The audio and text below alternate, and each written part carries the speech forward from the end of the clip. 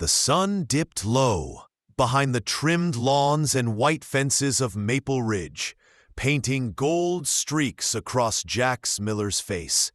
He stood still, hands calloused from years of rebuilding the home that carried his parents' memory. Across the driveway, Momo appeared, pink dress catching the light, eyes unreadable. The air between them was heavy, like thunder waiting for its cue. Neighbors peeked from porches, sensing something brewing. Jax clenched his jaw, memories and anger rising like smoke. She was back, and with her came the one word he feared most: ownership. He took a breath. "You shouldn't have come, Momo," he muttered. Her voice was calm but cold. "It's my house too, Jax." The silence snapped, and the storm began. Jax stepped closer, the crunch of gravel echoing between them like a countdown. Every step he took pulled a memory from the house behind him. Laughter, birthdays, the scent of their mother's pie cooling on the windowsill. But those days were gone, buried under paperwork and pride. Momo didn't flinch. Her pink dress fluttered, her eyes locked on her brother's, as if trying to find the boy he once was. "You walked away when things got hard," Jax growled. "I left because you wouldn't listen," she fired back. A car passed slowly, the driver rubbernecking at the sight. Two siblings facing off like outlaws in a quiet American suburb.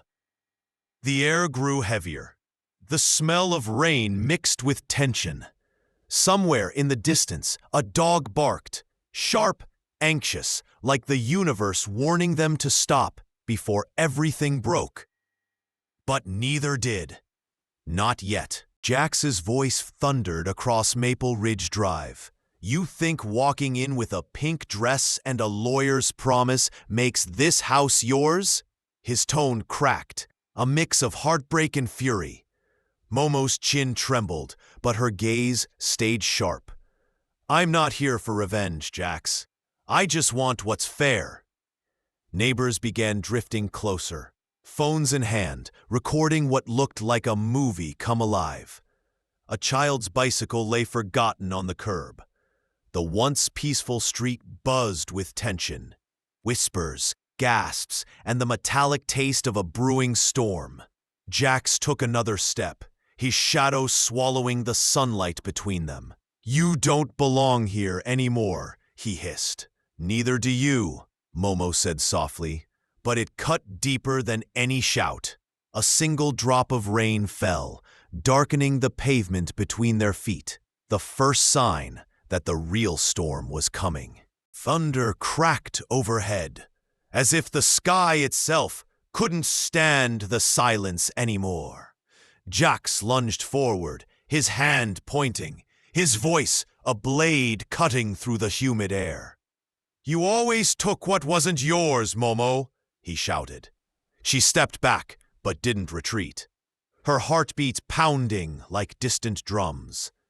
"I took nothing," she snapped. "You just never learned to share." The tension broke like glass. Jax slammed his fist against the hood of his old pickup, the metallic echo slicing through the murmuring crowd. Gasps rippled down the street. A neighbor shouted for someone to call the police. Momo's eyes welled, not from fear, from sorrow. For a moment, their reflections shimmered together in the truck's chrome.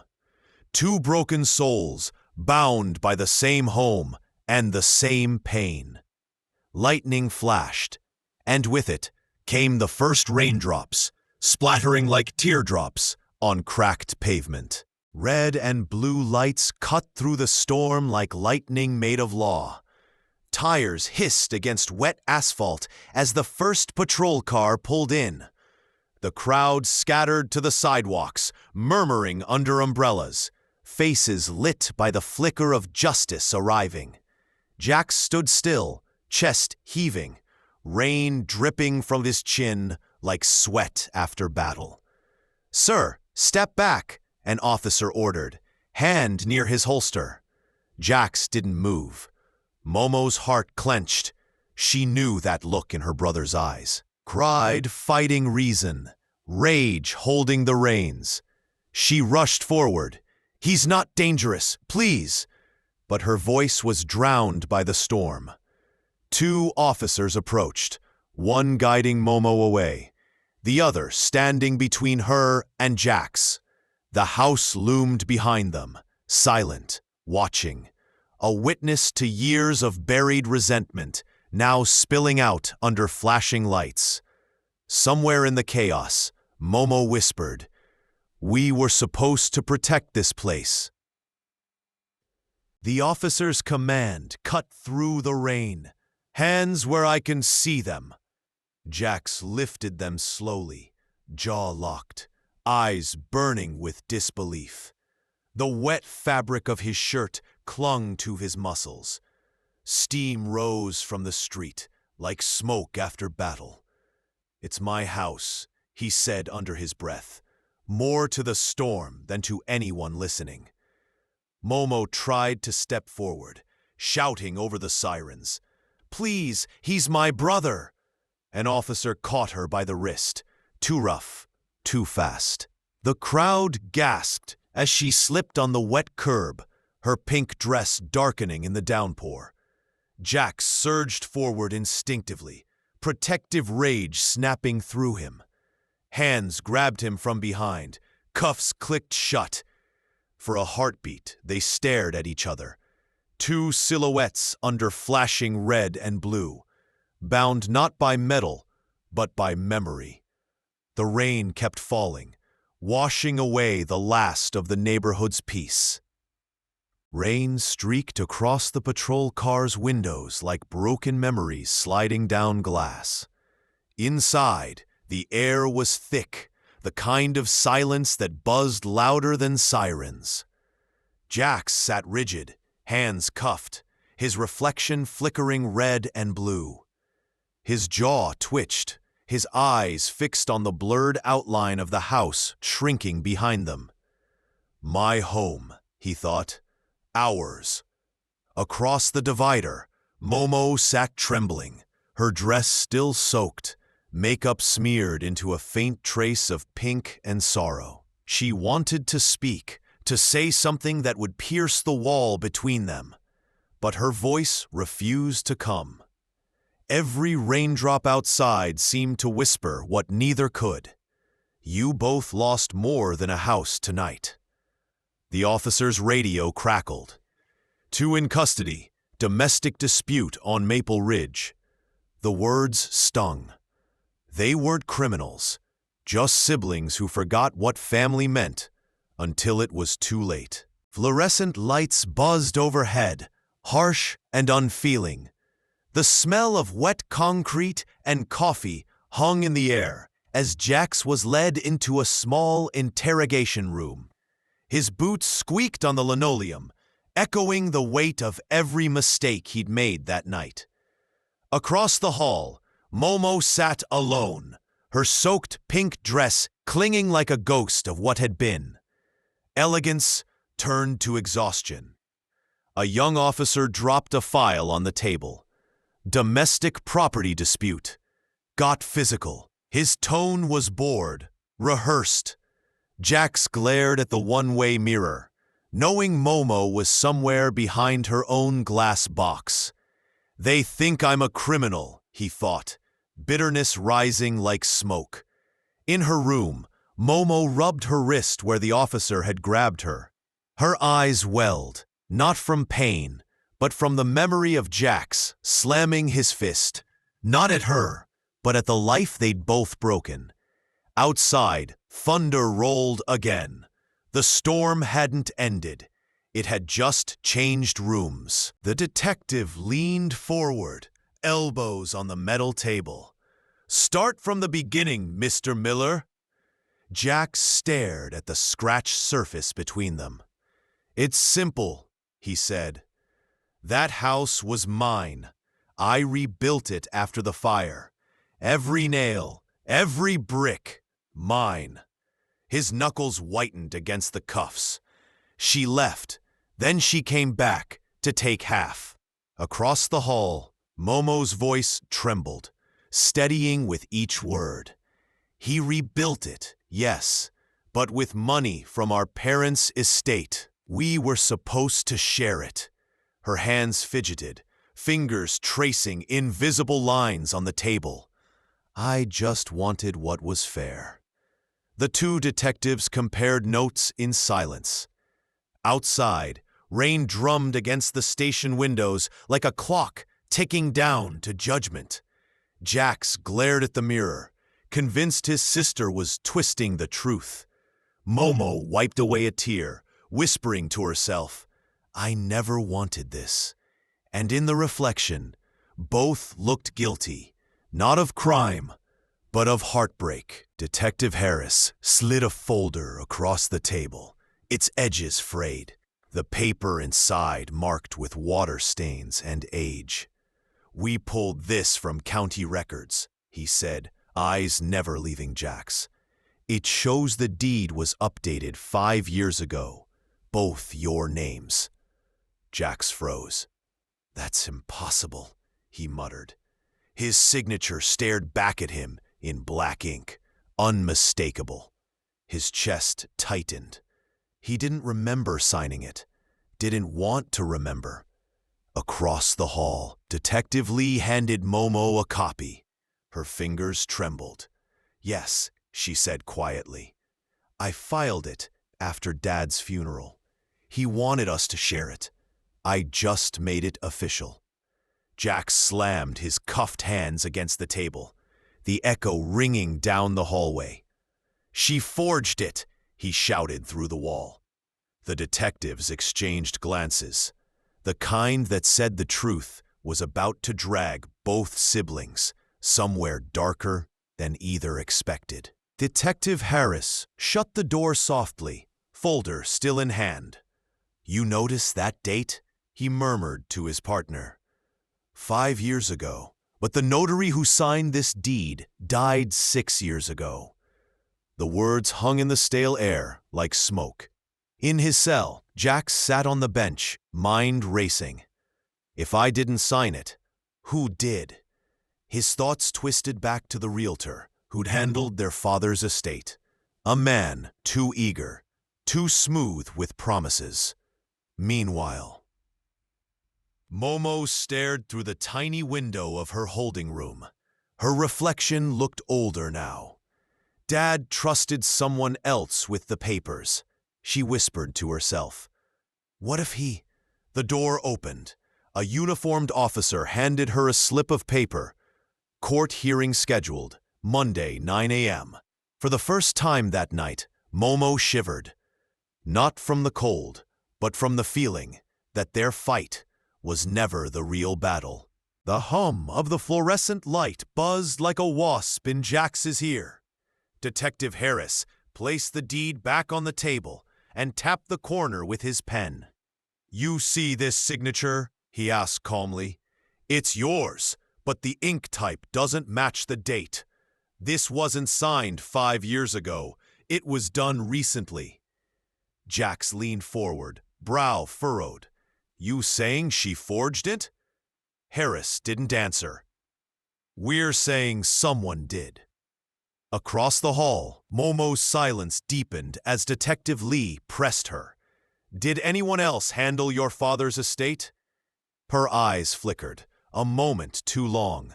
Maybe the realtor, Mr. Brenner? Is that his real name? Lee asked. Momo's throat tightened. I don't know. Back in Jax's room, Harris closed the file. This isn't just a family squabble anymore. Looks like someone's making sure you two destroy each other. The storm outside rattled the glass, as if agreeing. Detective Harris laid out a photo, a man in a suit, mid-40s, smiling too easily. Mr. Brenner, he said, real estate broker, last seen 2 years ago after several estate fraud cases went cold. Jax squinted. The face tugged at memory.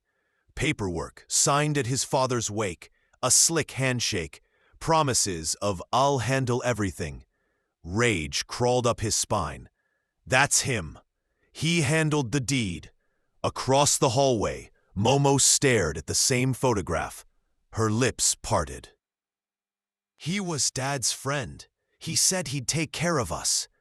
Detective Lee nodded slowly. Maybe he did.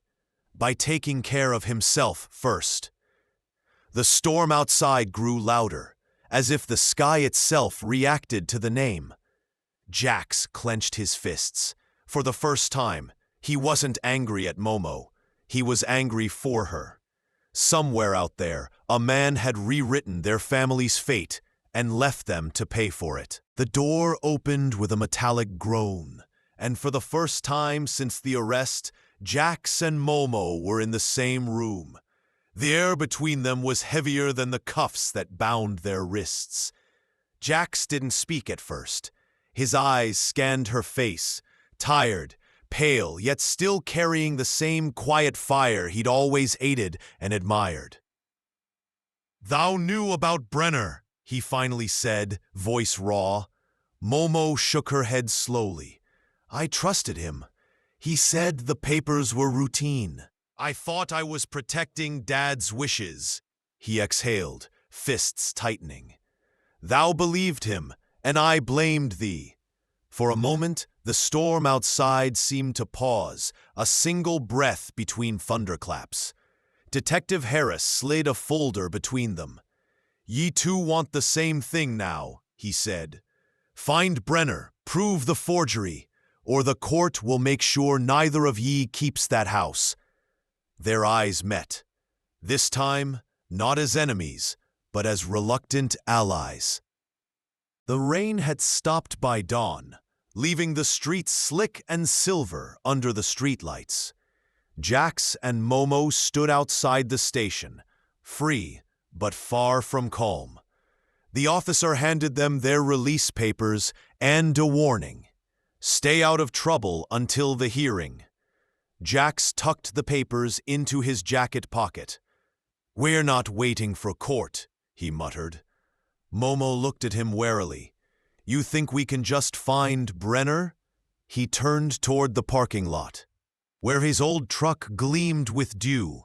"No, but I think Brenner doesn't hide. He sells lies for a living. Someone like that always leaves a trail." As they drove through quiet American suburbs, houses blurred by dawn mist, the silence between them was fragile, like a truce written in rainwater. For the first time, Momo reached for the dashboard and whispered, "Let's end this. Together." Jax nodded. Together. By mid-morning, the clouds had broken, but the world still felt gray. Brenner's old office sat in a forgotten strip mall on the edge of town, blinds drawn, dust coating the glass, a faded for-lease sign hanging crooked. Jax forced the lock with a swift push of his shoulder. Inside, stale air and the faint smell of burnt coffee greeted them.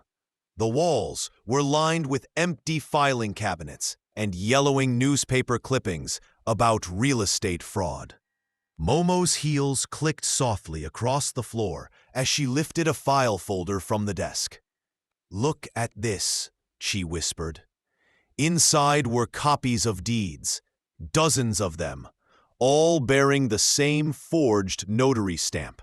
Jax whistled low. "He's been doing this for years." Then Momo froze.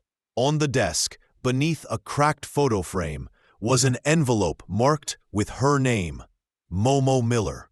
Her hands trembled as she opened it. Inside was a single line written in black ink. "You were never supposed to find me." The silence in Brenner's office was thick enough to hear dust settling. Jax scanned the room again, instincts prickling. "This guy didn't just disappear," he muttered. "He hid." His boot struck something hollow beneath the old rug. Kneeling, He yanked it back to reveal a metal plate bolted into the floor, a small rusted safe. Momo knelt beside him, heart pounding. "Can you open it?" Jax grinned grimly. "Been fixing locks since I was 15. Minutes later, the latch gave way with a reluctant click.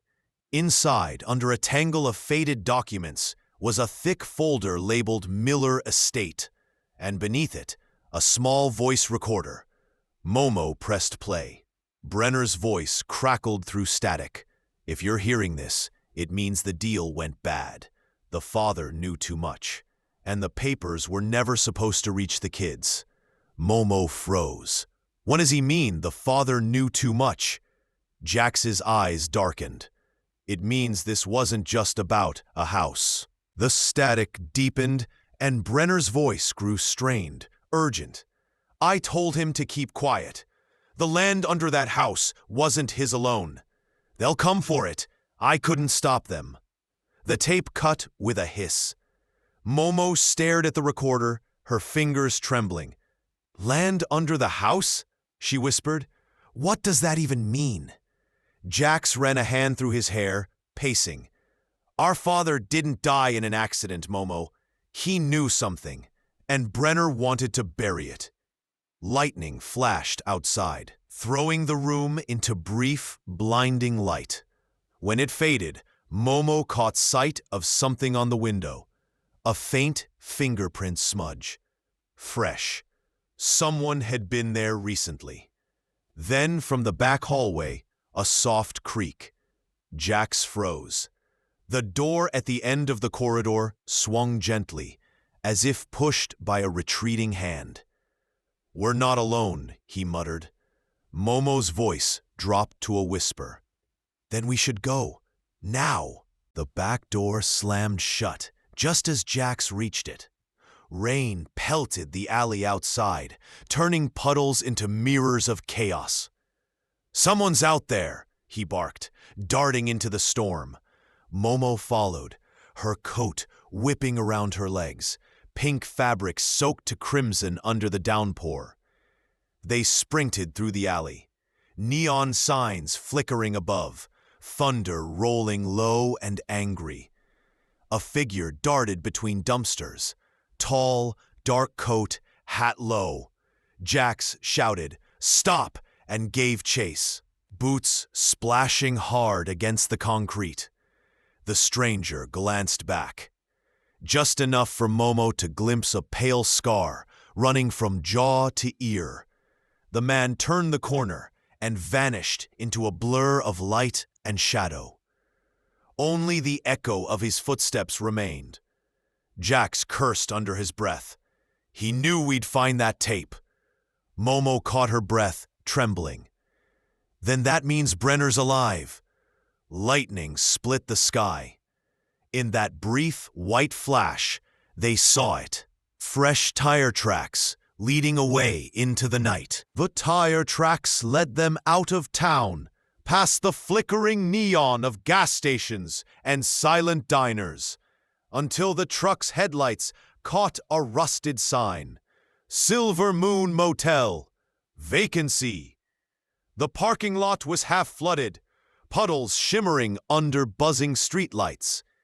Jax cut the engine and scanned the row of doors.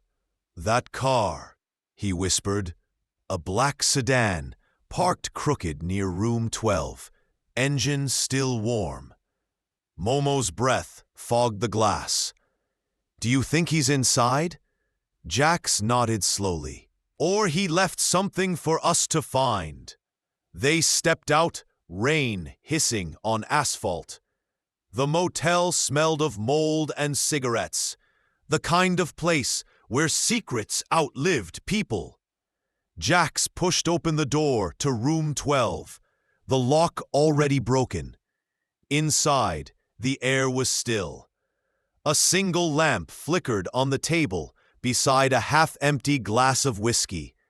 Papers were scattered across the bed, and on the wall, tacked by a knife, was a photograph of their father. The storm outside softened to a low hum, but inside room 12, Every second felt amplified. The tick of the broken clock, the drip of rain through a cracked ceiling tile, the faint buzz of the motel's dying neon. Momo knelt by the bed, her fingers brushing over the scattered papers. "These aren't random," she murmured. "They're property maps, layered over each other." Jax leaned closer. Different parcels, all under shell companies.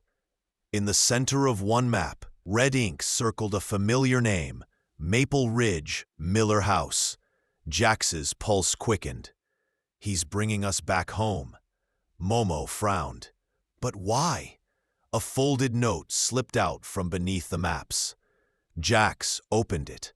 A single line stared back. "The truth is buried where it began." The lamp flickered once, then twice, before dying completely. Darkness swallowed the room. From outside, a car door slammed. Momo's whisper trembled. "He's here." The rain had stopped, but thunder still whispered somewhere far off. In the darkness, Jax's breath came steady, measured. He could hear Momo's heartbeat in the stillness. Then, creak. The doorknob turned. A sliver of light sliced through the room as the door opened. A man stood in the doorway, rain dripping from his coat, hat low over his eyes. Jax moved first, a blur of muscle and anger, tackling him into the wall. The lamp crashed to the floor, throwing sparks across the carpet. "Who sent you?" Jax growled. The man's voice was hoarse, shaking. "You think you're the only ones he lied to?" Momo fumbled for the flashlight, its beam landing on the stranger's face, the same scar she'd seen in the alley. He wasn't Brenner. He was someone else, terrified. "Where is he?" she demanded. The man looked up, breathing ragged. "You're already standing on his grave." Lightning flashed, and for a heartbeat, his shadow looked exactly like Brenner's. The scarred man coughed, blood glinting on his lip in the flashlight's beam.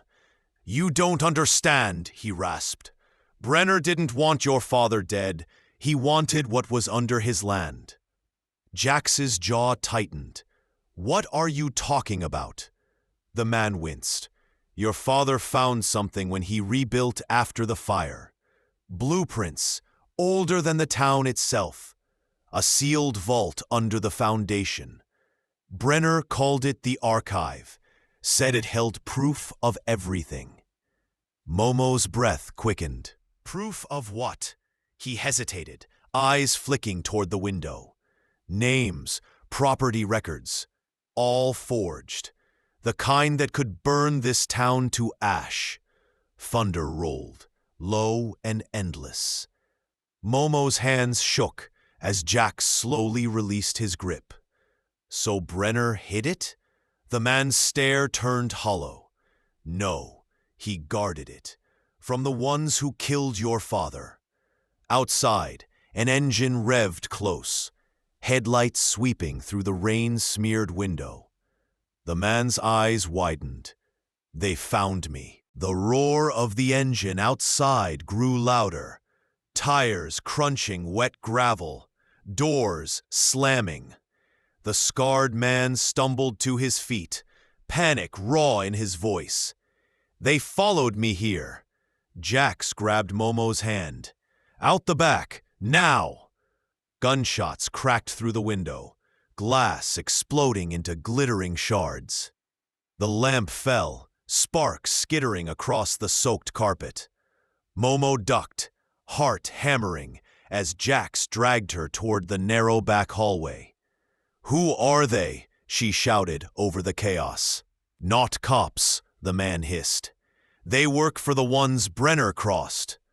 The back door burst open to rain and darkness. Jax shoved Momo into the truck, diving in after her. Bullets tore through the motel's siding as he started the engine. The scarred man didn't make it, A single shot silenced him mid-run. Momo's scream cut through the thunder. Jax hit the gas, tires spinning mud and rain. Headlights vanished behind them as they tore down the highway. The motel shrinking in the mirror. Flame. The storm swallowed the sound of pursuit. Jax's truck skidded off the main road, tires hissing against mud. He killed the headlights, letting darkness wrap them in uneasy safety. Momo sat trembling, soaked to the bone, mascara streaked like ash. "He's dead, Jax," she whispered. Jax's hands gripped the wheel tighter. "He died for a reason. We need to know why." He reached into his jacket and pulled out something slick, heavy, the scarred man's wallet. It must have fallen into Jax's pocket in the struggle. Inside were folded bills, a blood-stained photo of 2 children, and a small metal key taped to the back. Momo turned the key over in her hand. Etched on it were the words, "Maple Ridge, South Basement." Jax exhaled slowly. He wanted us to find this. Thunder cracked again, closer this time, shaking the truck. Momo looked out the rain-streaked window, voice barely above a whisper. "Then we're going home." By dawn, the storm had thinned to a drizzle. The truck rolled up the familiar hill, its headlights slicing through the fog. The Miller house stood at the crest, weather-beaten, windows boarded, the once white paint faded to the color of bone. Momo stared at it through the mist. "I dreamed of this place every night after the fire," she whispered. Jax shut off the engine. "Then let's wake it up." They stepped out, boots sinking into wet earth. The air smelled of cedar and smoke, faint but recent. Someone had been there. The padlock on the front door hung broken, fresh splinters in the wood. Jax pushed it open slowly. The house creaked like it remembered them. Dust danced in thin beams of morning light. Momo's voice was soft, trembling. "It feels smaller." Then she saw it. Muddy footprints leading from the entryway straight to the basement door. Jax's pulse quickened. He reached for his flashlight. "Looks like we're not the first ones home." The basement door groaned open, spilling cold air up the stairs like a warning. Jax aimed his flashlight down, concrete steps descending into darkness. "Stay behind me," he said quietly. Momo followed, hand brushing the wall. It was damp, humming faintly, like it held a heartbeat. At the bottom, the beam of light caught dust motes spinning in the air. The basement looked ordinary at first. Boxes, broken furniture, a furnace long dead. But the floor in the center had been disturbed, a wide patch of earth, darker than the rest, freshly turned. Momo knelt beside it, tracing the edge. Someone dug here. Jax crouched, brushing away loose soil, and froze. Beneath it was metal, smooth and cold, engraved with the same symbol they'd seen on the scarred man's key, an overlapping M. The metallic groan deepened into a rumble that shook the entire basement.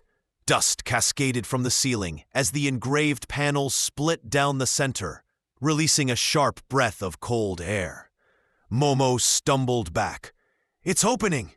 Jax pulled her close, shielding her from the blast of wind that rose from below. A hidden mechanism whirred to life, grinding and clicking like clockwork beneath the earth. The floor shifted, revealing a spiral staircase of steel, descending into a dim amber glow. The air smelled faintly of ozone and something old, something that shouldn't still exist. "Brenner built this," Jax muttered, flashlight trembling in his hand. He knew. Momo's eyes widened, the light reflecting in them like fire. Or maybe he didn't finish it. They stood on the threshold of the vault, shadows flickering across their faces as faint machinery pulsed below, like a heartbeat buried in metal. From deep within the tunnel, a single light flickered on by itself, then another. The metal steps moaned beneath their boots as they descended. The air grew warmer, charged, the amber glow brightening into soft pulses that matched their heartbeats. At the bottom, the vault opened into a vast chamber. Steel walls lined with glass panels, each one filled with files, tapes, and photographs. A faint hum echoed through the space, like an endless whisper. Momo touched one of the panels. "It's a data wall," she breathed. "This isn't from our father's time. This is decades ahead." Jack swept his flashlight across the room. Every cabinet was labeled: town records, land deeds, surveillance, and one small section, sealed behind reinforced glass, read simply, "Miller family." Jax approached it slowly. Inside the case sat an old cassette recorder and a handwritten note, faded but clear. "If you're hearing this, the truth survived us. Dad." Momo's breath caught. He knew this day would come. Then, as if answering her, the recorder whirred, static hissing through the chamber like a breath drawn after years of silence. Then a voice, low, familiar, weary, filled the vault. "Jax, Momo, if thou art hearing this, it means the fire didn't destroy everything." Momo froze. Her hand trembled over her mouth as tears welled in her eyes. Jax took a step closer, every muscle locked in disbelief. "Brenner found something under Maple Ridge. Not gold, not oil. Records. Proof that this town was built on stolen land, laundered money, and blood. He tried to expose it, but they came for us first." The tape crackled, the voice grew strained. "They'll call Brenner a murderer. They'll call me corrupt. But remember this, the truth sleeps here, waiting for the brave to wake it. Protect each other. Trust no one from the council." Then, silence. The tape clicked off. Momo looked at Jax, voice trembling. He knew they'd kill him. Jax nodded slowly, eyes dark with resolve. "Then we make sure they." The red lights pulsed faster, turning the vault's golden calm into a heartbeat of alarm. A mechanical voice echoed from somewhere unseen. "Access breach detected. Upper entry engaged." Jax whipped his flashlight toward the stairwell. Faint footsteps echoed down the metal steps, slow, deliberate, too confident to be lost. Momo's whisper trembled. "They found us." "Stay low," Jax hissed, pulling her behind a row of file cabinets. He killed the flashlight, plunging them into the rhythmic glow of the alarms. A shadow moved across the stairwell wall, tall, armed, silhouette sharp against the red light. Whoever it was, they knew where they were going. The intruder reached the bottom step and paused. Boots scraped against the steel floor. A beam of white light swept the room. Momo's breath caught as the flashlight stopped inches from her hiding spot. Then a voice, deep, cold, familiar. "I told you both to stop digging." Jax's eyes widened. Brenner. The beam of light swept closer until it caught the edge of Jax's face. "Come out," Brenner said, his voice steady, aged by guilt and smoke. "If I wanted you dead, I wouldn't have warned you." Jax stood slowly, fists clenched, eyes locked on the man who had haunted every rumor and memory since the fire. Brenner looked older, gray streaks in his hair, scar above his brow, but his gaze was as sharp as ever. Momo rose behind her brother, whispering, "You killed our father." Brenner didn't flinch. "No, I tried to save him. He refused to run when the council sent their men." The red lights pulsed faster, shadows shifting across their faces like ghosts.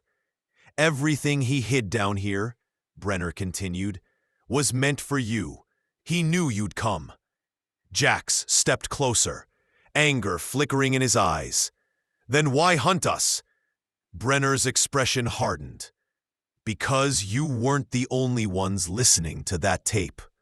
Above them, gunfire tore through the vault, echoing like thunder in metal walls. Jax and Momo sprinted through the flashing red light, Brenner behind them, wounded but still fighting. "Go!" he shouted, firing at the shadows that hunted them. Sparks rained down as bullets struck steel. They reached the control console, engraved with their father's initials. "What now?" Momo cried. Brenner staggered forward, pressing her hand onto the switch. "Finish what he started." Jack slammed the lever down. The vault roared to life, light flooding every corridor. Above them, the town's lights flickered. Then screens across Maple Ridge began to glow, exposing years of corruption and stolen land. Brenner smiled through fading breath. He'd be proud. Outside, dawn broke over the ruins of the Miller house. Smoke lifted like ghosts leaving home. Momo whispered, "We freed the truth." Jax looked at her, tired but calm. "And now it's ours to protect."